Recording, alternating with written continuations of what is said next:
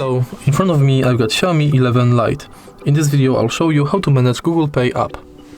In the beginning, enter Google Pay, and this is the home screen of this app. From here you can add a payment method, add different types of cards and see them.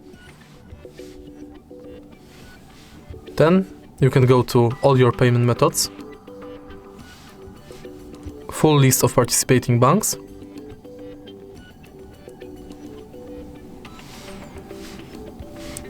and see your full activity. Then, in settings you can turn on or off email updates, Gmail imports, personalization within Google Pay, purchase notifications, updates about your passes, offers and tips, and you can edit your account info.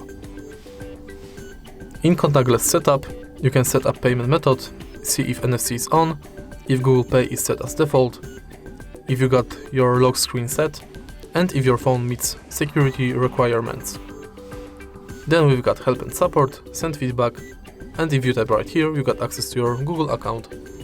And that's all. If you find this video helpful, please leave like, comment and subscribe.